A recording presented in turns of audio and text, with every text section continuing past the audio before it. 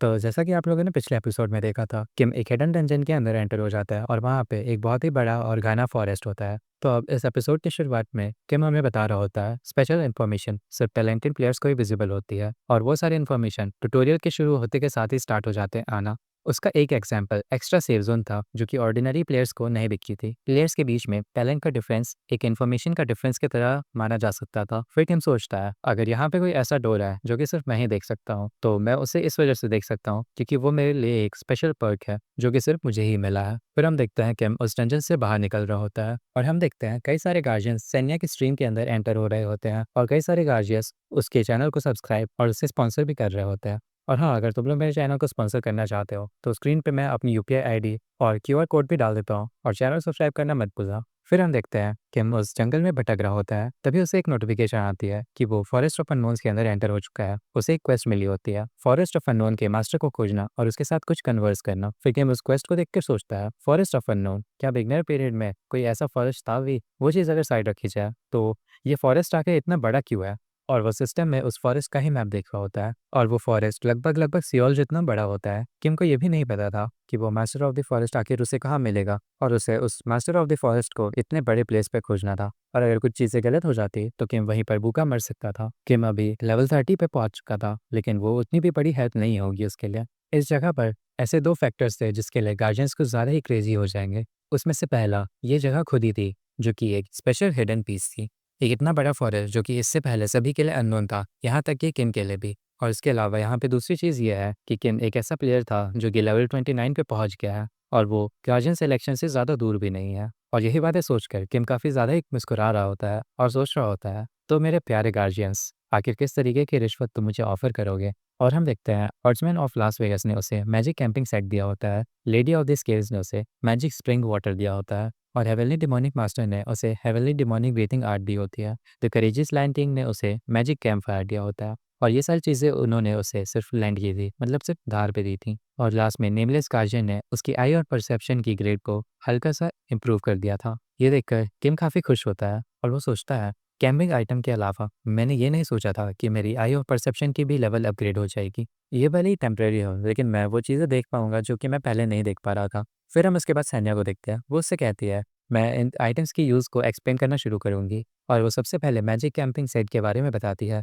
फिर हम देखते हैं कि हम सैन्या की स्टेटस विंडो देखने को ट्राई कर रहा होता है लेकिन वहाँ पर उससे ज़्यादा कुछ दिखता नहीं है। बस ये दिखता है कि उसकी एज 332 है, रेस एंजल है और उसके सब्सक्राइब गार्जियंस कौन कौन है और स्टेट और समरी तो सब में ही दिखती है। और उसे सिर्फ इतनी लिमिटेड इन्फॉर्मेशन इसलिए दिख रही होती है क्योंकि उसकी आईओ परसेप्शन की प्रोफिशिएंसी बहुत ही कम होती है।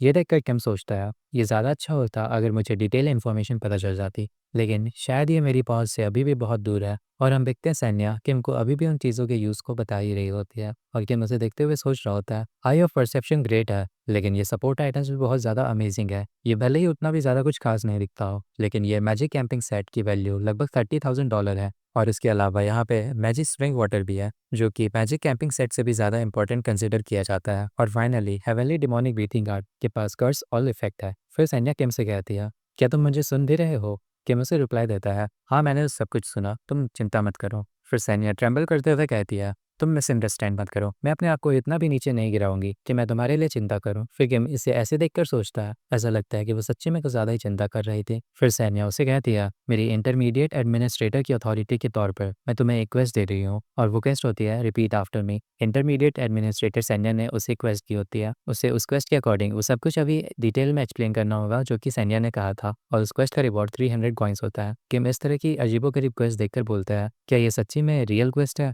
सैन्या उसे हाँ में जवाब देती है। फिर किम अपना हैंड स्क्रैच करते हुए सोचता है क्या वो सच्ची में मेरे लिए इतना ज़्यादा चिंता में है, यहाँ तक कि वो अपने प्रीशियस कॉइन्स को भी यूज़ कर रही है। फिर जब किम के पास कोई और चारा नहीं होता तो किम मैजिक कैंपिंग सेट से स्टार्ट करते हुए सभी आइटम्स को एक्सप्लेन करता है पर आखिर में वो मैजिक कैंप फायर भी एक्सप्लेन करता है जो कि 3000 आवर्स तक कम से कम बर्न हो सकता था। और जैसे ही किम उन सभी चीज़ों को एक्सप्लेन कर देता है तो उसका क्वेस्ट रिपीट आफ्टर में कंप्लीट हो जाता है। फिर सैन्या ये देखकर कहती है ओह इसमें तो कोई भी गलती नहीं थी लेकिन फिर भी तुम्हें मेरे एक्सप्लेनेशंस को और ध्यान से सुनना पड़ेगा प्लेयर किम ह्यूजिन, ऐसी चीज़ें तुम्हारी लाइफ और डेथ को भी डिटरमाइन कर सकते हैं। फिर टिम उससे कहता है मैंने वो सारी चीज़ें याद कर ली तो क्या ये फाइन नहीं है? फिर सैन्या उससे रुकते हुए कहती है ये सच है लेकिन। फिर सैन्या जब अपनी बात कह रही होती है तभी किम पीछे मुड़कर जाने लगता है और सोचता है ये अच्छा नहीं होगा कि मैं अपने स्ट्रीमर से इतनी ज़्यादा देर तक बात करूँ। ये चीज़ें गार्जियन को बिल्कुल भी पसंद नहीं आएगी। फिर गेम अपनी आई ऑफ परसेप्शन का किसी चीज़ पर इस्तेमाल करता है और गेम वो देखकर सोच रहा होता है। ये काफ़ी स्ट्रेंज है। मैंने आई ऑफ परसेप्शन के अपग्रेड के बारे में बात नहीं की थी, लेकिन फिर भी क्वेस्ट क्लियर हो गया। तो क्या इसका मतलब है कि सैन्या इसके बारे में अभी तक नहीं जानती? फिर हम देखते हैं कि हम सैन्या से काफ़ी आगे निकल गया होता है और सैन्या उसे जाते हुए देख रही होती है। गाइस, मुझे लगता है कि सैन्या उसकी फर्स्ट वाइफू बनेगी। तुम लोग को क्या लगता है? कमेंट में ज़रूर बताना। फिर हम देखते हैं कि हम काफ़ी आगे आ गया होता है और वो सोच रहा होता है। सबसे पहले मुझे पता है कि ये फ़ॉरेस्ट काफ़ी ज़्यादा बड़ा है। ऐसा लगता है कि इसे क्लियर करने में ज़्यादा टाइम जाएगा, तो मैं इस वजह से थोड़ा-सा चिंता में हूँ। लेकिन चिंता करना किसी भी चीज़ को चेंज नहीं करता। मुझे इस फ़ॉरेस्ट के बारे में अभी तक कुछ भी नहीं पता है। सिर्फ़ इकलौता क्लू जो कि मेरे पास है, वो है कि मुझे इस फ़ॉरेस्ट के मास्टर को खोजना है। और फिर किम ऐसे ही फ़ॉरेस्ट में भटक रहा होता है, तभी इवनिंग हो जाती है। और ये देखकर किम सोचता है, अब जबकि ये इवनिंग हो चुकी है, तो मुझे पता चल चुका है कि फ्लो ऑफ टाइम इस फ़ील्ड में एक्टिव है। तो उस केस में जिस तरफ सूरज डूब रहा है, वो तरफ ज़रूर वेस्ट होगा। और फिर किम एक फ्रेज़ मन में सोचता है, जब भी तुम्हें रास्ता ना पता हो, तो सबसे बेस्ट होता है कि तुम ईस्ट की तरफ बढ़ो। ये कोई लॉ नहीं है जो कि ग्रेट एक्सप्लोरर जैक्सन ने डिस्कवर किया हो। ये बस एक स्टेटमेंट है जो कि उसने अपने एक्सपीरियंस के तौर पर शेयर की थी। ये डंजन प्रोबेबली हाई डिफ़िकल्टी की तो नहीं होगी, जो कि हर कुछ देर में अपना लेआउट को चेंज करती हो। तो चलो इसे एक्सप्लोर करते हैं जैक्सन की क्रीड को अपने दिमाग में रखते हुए। फिर हम देखते हैं कुछ देर बाद ही रात हो गई होती है और फिर किम अपने सारे उधार लिए हुए टूल्स को इस्तेमाल करके एक टेंट बनाता है और बोन फायर भी जलाता है। फिर हम देखते हैं सन्या किम से पूछती है, आखिर तुम्हें इस जगह के बारे में क्या इन्फॉर्मेशन पता चली इस प्लेस को एक्सप्लोर करने के बाद? फिर हम देखते हैं कि सैन्या को देखकर सोचता है, सैन्या वो नहीं है जो कि ये चीज़ मुझसे पूछ रही है। असलियत में गार्जियंस ही है वो जो कि ये जानना चाहते हैं। एक्सप्लोरिंग का प्रोसेस खुद में उतना एक्साइटिंग और फन नहीं है। मैं बस क्लूज़ को इकट्ठा कर रहा हूँ और अपने क्वेस्ट के ऊपर काम कर रहा हूँ। लेकिन मैं श्योर हूँ कि इसे देखना उतना भी ज़्यादा इंटरेस्टिंग नहीं होगा। यहाँ ज़रूरी कुछ ऐसे गार्जियंस होंगे जिनका ध्यान थोड़ी-थोड़ी देर में भटक रहा होगा। मुझे उन्हें सिर्फ आज के एक्सप्लोरेशन का एसेंस ही बताना होगा। फिर टिम उसे एक्सप्लेन करना शुरू करता है। सबसे पहली बात, ये एक फॉरेस्ट टाइप की फील्ड है और मैंने यहाँ पर 3 अलग-अलग तरह के ग्लॉ मार्क्स को देखा। वो मार्क्स जनरली पेड़ों पर ही थे और उनकी हाइट और साइज़ को देखते हुए ज़रूरी यहाँ पर कैट फैमिली का कोई ना कोई बीस्ट मॉन्स्टर ज़रूर है। उन तीनों मॉन्स्टर्स के पास उनकी खुद की टेरिटरीज़ होंगी और जबकि मैंने किसी भी बैटल के साइंस को नहीं देखा, तो वो एक दूसरे से कॉन्फ्लिक्ट में पड़ना अवॉइड ही करते होंगे, जिसका मतलब है कि वो लोग बिल्कुल भी फाइट नहीं कर रहे हैं। फिर ज़ेनिया उससे पूछती है, आखिर इस इन्फॉर्मेशन का तुम्हारे लिए क्या यूज़ है किम यूजिन? किम उसे रिप्लाई देता है, उनके टेरिटरी के बॉर्डर्स, अगर मैं उन बॉर्डर्स के अलॉन्ग मूव करूँ, तो मैं मॉन्स्टर के अटैक्स का खतरा कम से कम कर सकता हूँ। रात के टाइम पर nocturnal birds of prey fly करते हैं, तो इसका मतलब यह है कि यहाँ पर कोई ना कोई क्रिएचर ऐसा ज़रूर होगा जिनको कि वो हंट कर सकते हैं। लेकिन ये बहुत ही ज़्यादा वियर्ड है कि मैंने अभी तक कोई भी ट्रेसेस नहीं देखे एक शिकार और शिकारी के लड़ाई के। आखिर इसका मतलब क्या हो सकता है? फिर हम देखते हैं किम को काफ़ी सारे नोटिफिकेशन आ रहे होते हैं। उसे जितने भी गार्जियंस ऑब्जर्व कर रहे होते हैं, वो सब लोग काफ़ी ज़्यादा क्यूरियस होते हैं किम के एक्सप्लोरेशन को लेकर के। फिर हम देखते हैं सैन्या किम के उस क्वेश्चन से चुप रहती है। उसको ऐसे चुप देखकर किम सोचता है, जैसा कि एक्सपेक्टेड था, वो मुझे आंसर नहीं दे रही है। फिर किम पानी पीते हुए सोचता है, अभी के लिए काम रहता है। ये सिर्फ पहला ही दिन है मेरा यहाँ पर और वैसे भी इस जगह पर आने की सिर्फ मेरी ही चॉइस थी। मैं यहाँ से बाहर निकलना फिगर आउट कर सकता हूँ अगर मैं यहाँ पर पैनिक ना करूँ और काम रहूँ तो। फिर किम जब पानी पीना बंद करता है तो उसके बाद वो सोचता है, अब जबकि मैं इसके बारे में सोच रहा हूँ तो ये काफ़ी ज़्यादा वियर्ड है। मैं एक ऐसे हिडन फील्ड में फंसा हुआ हूँ जिसको ना कभी मैंने देखा है और ना ही मेरे पास उसके लिए कोई स्ट्रेटेजीज है। और इकलौती ऐसी चीज़ जो कि अभी तक मैंने खोजी है वो ये है कि यहाँ पर हर तरह सेवेज बीस्ट्स हैं। मैंने ये सोचते हुए कि डरना यहाँ पर नॉर्मल है, खुद को संभालने की बहुत कोशिश की, लेकिन अगर मैं सच कहूँ तो यहाँ पर ऐसे हंटिंग में निकलना काफ़ी ज़्यादा ही मज़ेदार है। भले ही मैं इन रिस्की प्लेस को एक तरह से चैलेंज के तौर पर सोचता हूँ, जो कि मुझे कैसे भी करके एक्सेप्ट करने ही पड़ेंगे। लेकिन अब जब मैं इसके बारे में सोचूँ तो जब भी मैं इस तरह के डेंजरस एक्सपीरियंस को फॉलो करता हूँ, भले ही वो जितने भी छोटे क्यों ना हो, मेरे अंदर ऐसा कुछ है जो कि उस चीज़ को काफ़ी ज़्यादा ही एन्जॉय करता है। जैसा कि बहुत लोगों ने कहा है, हंटिंग करते हुए एन्जॉय करना ही खुद में एक टैलेंट है। इसमें कोई भी डाउट नहीं है कि मैं एक टैलेंटेड प्लेयर हूँ। मैं बस ये होप कर सकता हूँ कि मैं एक अर्ली ब्लूमर ना हूँ। अर्ली ब्लूमर्स जो होते हैं वो लेवल 30 के ऊपर नहीं जा पाते हैं। अब मैं उस तरह का प्लेयर हूँ या नहीं हूँ, ये क्लियर हो जाएगा जब मैं लेवल 40 तक पहुँच जाऊँगा तो। फिर हम देखते हैं किम को उस फॉरेस्ट में 4 दिन बीत चुके होते हैं और वो एक रेज़ विलेज ऑफ फॉरेस्ट ड्वेलर्स में आ गया होता है। ये विलेज एक सेफ ज़ोन होता है उस फॉरेस्ट के अंदर। फिर इस विलेज को देखकर किम कहता है, 4 दिनों के बाद फाइनली कुछ ना कुछ अपीयर हुआ। भले ही ये जगह एक सेफ ज़ोन के तौर पर सेट है, यहाँ के सभी घर जल चुके हैं। क्या इस जैसी प्लेस पर कोई भी क्लूज़ बचे होंगे? और किम ये कहते हुए उस विलेज के अंदर आगे बढ़ रहा होता है और तभी किम एक घर नोटिस करता है जो कि कुछ सही हालत में होता है। फिर किम उस घर के अंदर एंटर करके वहाँ के ड्रॉर्स वगैरह चेक करता है। उसे उस विलेज के चीफ का एक लेटर मिला होता है। उस लेटर के कंटेंट्स को मैं स्क्रीन पर प्ले कर दे रहा हूँ, तो तुम लोग उसको देख के पढ़ सकते हो। वो लेटर आधा ही होता है, उसका आधा पार्ट जल चुका होता है। उस लेटर को पढ़ के किम को थोड़े बहुत क्लूज मिला होता है। मास्टर ऑफ द फॉरेस्ट काफ़ी ज़्यादा गुस्से में था और इसी वजह से उसने इस विलेज को जला दिया। इस लेटर के अकॉर्डिंग ये वेस्टमोस्ट विलेज ऑफ डॉट था। और इसके अलावा यहाँ पर एक और विलेज है जो कि इससे ईस्ट एंड पर है। इस लेटर के कंटेंट्स के अकॉर्डिंग मुझे मास्टर ऑफ द फॉरेस्ट से मिलना होगा और ये सिनेरियो यहाँ पर सही भी है। लेकिन ये किस तरह की फीलिंग है? मुझे लगता है कि मुझे पता है, ये प्लेस डेफिनेटली एक सेफ जोन है। लेकिन मेरी आई ऑफ परसेप्शन मुझसे कह रही है, मुझे नहीं पता कि वो चीज़ क्या है, लेकिन कुछ ना कुछ ज़रूर मुझे देख रहा है। मुझे काफ़ी बुरी फीलिंग आ रही है। ये हो सकता है कि एक सेफ जोन हो, लेकिन मैं अपना गार्ड डाउन नहीं कर सकता। फिर हम देखते हैं कि उस विलेज के एंड तक पहुंच गया होता है और वहाँ पर एक बैरियर होता है कि मुझसे आगे नहीं जा पा रहा होता है। और उस बैरियर को देख कर हम सोच रहा होता है, मैं इससे आगे नहीं जा पा रहा, मतलब कि ये इस फील्ड का एंड होगा। या फिर ऐसा भी हो सकता है कि मैं किसी तरह की कंडीशन को फुलफिल करके इस बैरियर के आगे जा पाऊँ। फिर सैन्या वहाँ आकर किम से पूछती है, अब तुम क्या करने की सोच रहे हो? और हम देखते हैं हर्ट्समैन ऑफ लास वेगस का एक प्रपोजल किम को आया होता है। यह देखकर किम सोचता है, हर्ट्समैन ऑफ लास वेगस फिर से? ये एक ऐसा गार्जियन है जो कि गैम्बलिंग को एंजॉय करता है। ये बहुत सारी बेट्स लगाने के लिए फेमस था। उसने प्लेयर्स को काफ़ी अच्छे-अच्छे प्रपोज़ल्स दे के फँसाया था, लेकिन इकलौता पर्सन जो कि उसके इन चालाकियों से बच पाया था, वो मिशेल था। और हम देखते हैं हर्ट्समैन का प्रपोज़ल होता है कि अगर किम फॉरेस्ट ऑफ अननोन को 3 दिन के अंदर में क्लियर कर देता है, तो हर्ट्समैन उसे 1 लाख कॉइन देगा। ये देखकर किम सोचता है, 1 लाख कॉइन? ये बिल्कुल एक लॉटरी जीतने के बराबर ही होगा। लेकिन फिर किम अपने होश में आता है और वो सोचता है, लेकिन ये सिर्फ़ रिवॉर्ड है। इसने अभी तक ये नहीं बताया कि मुझे इसके लिए क्या प्राइस पे करनी होगी अगर मैं इसे करने में फ़ेल हो जाता हूँ तो। फिर किम सैन्या से पूछता है, सैन्या क्या होगा अगर मैं इस क्वेस्ट में फ़ेल हो जाऊँ तो? सैन्या उसे जवाब देती है, अगर तुम हिडन पीस को 3 दिन के अंदर क्लियर नहीं कर पाओगे तो फ्यूचर में जब भी तुम्हारा गार्जियन सेलेक्ट करने का टाइम आएगा तो तुम्हें बिना कंडीशन के हर्ट्समैन ऑफ लास वेगस को ही सेलेक्ट करना होगा। फिर किम ये सुनकर काफ़ी हैरान होता है, क्या सिर्फ इतना सही, वो भी 1 लाख कॉइन्स के लिए? फिर सैन्या किम से पूछती है, प्लेयर किम ह्यूजिन क्या तुम इस क्वेस्ट को एक्सेप्ट करना चाहोगे? किम सैन्या की बात सुनकर उससे जवाब देता है, नहीं मैं ये एक्सेप्ट नहीं कर सकता। उसका ऐसा जवाब सुनकर हर्ट्समैन क्यूरियस होता है कि आखिर वो सोच क्या रहा है। फिर किम मन में सोचता है, तुमसे अलग मैं उस तरह का पर्सन नहीं हूँ जो कि गैम्बलिंग करना एंजॉय करता हो। मैं एक स्मॉल पॉसिबिलिटी में इन्वेस्ट कर सकता हूँ, लेकिन मैं कभी भी गैम्बलिंग नहीं करूँगा। बैटिंग एक ऐसी चीज़ है जो सिर्फ तुम तभी करते हो जब तुम्हारे पास एक चांस हो उस चीज़ को जीतने का, और इस जगह पर इस क्वेस्ट को 3 दिन के अंदर क्लियर कर पाना सिर्फ और सिर्फ लक के बदौलत ही हो सकता है। मैं सिर्फ ऐसे ही बेट्स को एक्सेप्ट करता हूँ जिनमें मैं जीतने के चांसेस ज़्यादा हों। सिर्फ और सिर्फ एक इडियट ही ऐसा होगा जो कि अट्रैक्टिव रिवॉर्ड से अंधा हो जाए और फूलिशली बैट करे बिना किसी इन्फॉर्मेशन के। और यही वो वजह है जिसकी वजह से मैंने इस प्रपोजल को मना किया। एक गैम्बल जो कि सिर्फ लक के भरोसे पर ही हो, उसका मतलब ये है कि तुम पहले ही हार चुके हो। और उसके ऐसे जवाब को सुनकर हर्ट्समैन और उसके अलावा काफ़ी सारे अनोनिमस गार्जियंस इंप्रेस हो गए होते हैं, लेकिन कई सारे अनोनिमस गार्जियंस उसके ऊपर हंस भी रहे होते हैं। ये सब देखकर हम सोच रहे होते हैं, ये ज़रूरी उनके लिए एक बहुत ही हंसी की चीज़ होगी कि एक मियर लेवल 29 का प्लेयर एक गार्जियन के प्रपोजल को मना कर रहा हो। तुम जितना चाहो उतना मेरा मजाक उड़ा लो,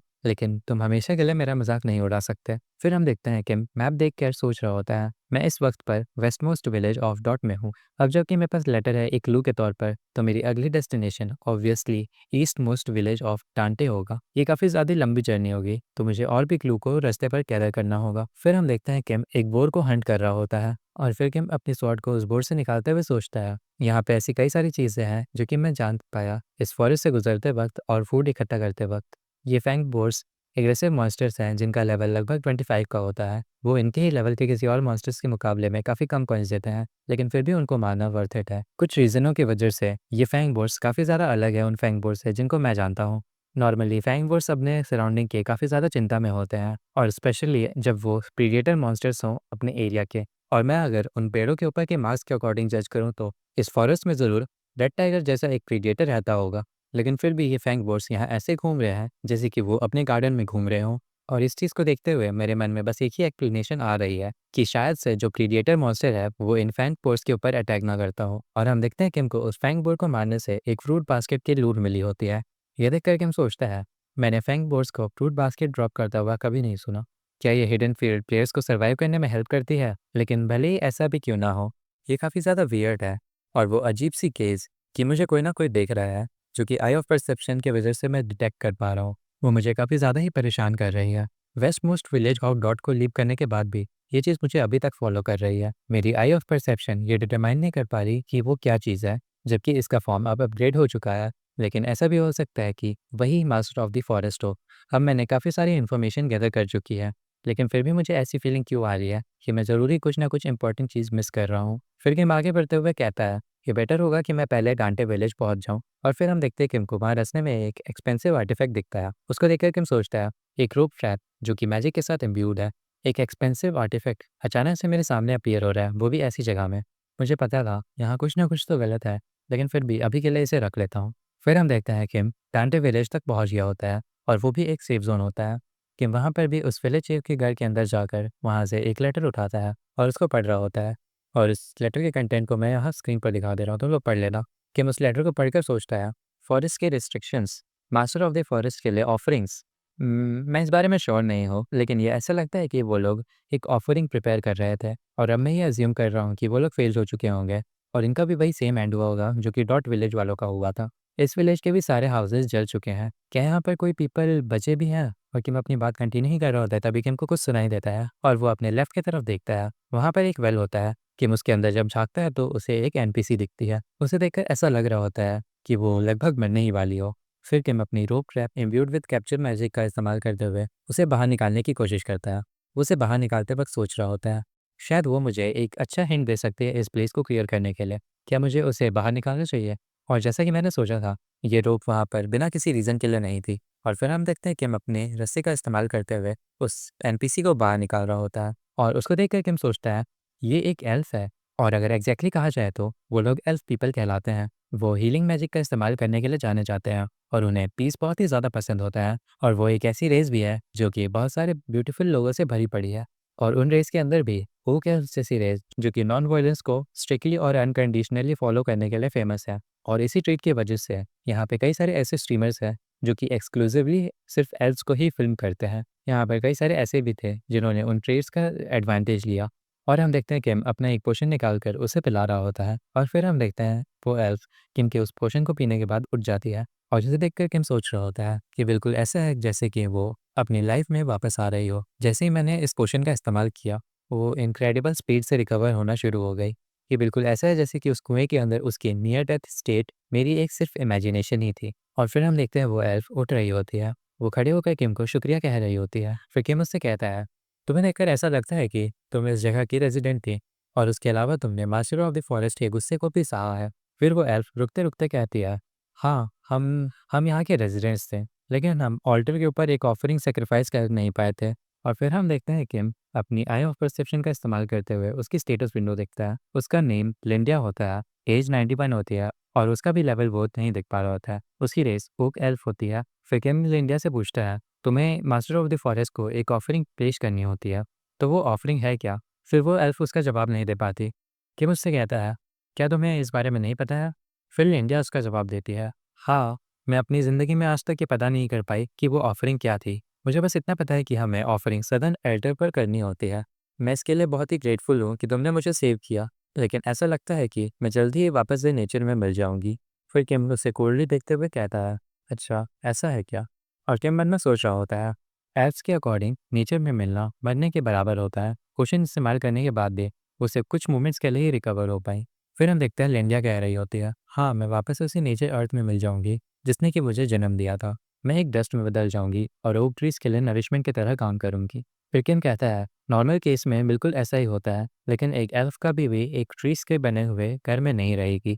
तुम फेक एल्फ। आगे तुमने ऐसा क्यों कहा कि तुम इस विलेज की एक रेजिडेंट हो? किम की ऐसी बात सुनकर लिंडिया को कुछ समझ नहीं आता। वो उससे पूछती है, मैं समझ नहीं पा रही कि तुम कहना क्या चाहते हो। तो आज के लिए बस इतना ही। अब इसके आगे का चैप्टर्स हम नेक्स्ट वीडियो में कवर करेंगे। और अगर तुम लोगों ने मेरे चैनल को सब्सक्राइब नहीं किया तो जल्दी से जाकर सब्सक्राइब कर लो, और मेरे सेकंड चैनल को भी सब्सक्राइब कर लेना। तो मुझे इंस्टाग्राम पर भी फॉलो कर लेना। तो अब मिलते हैं अपने नेक्स्ट एपिसोड में। तब तक के लिए राधे राधे।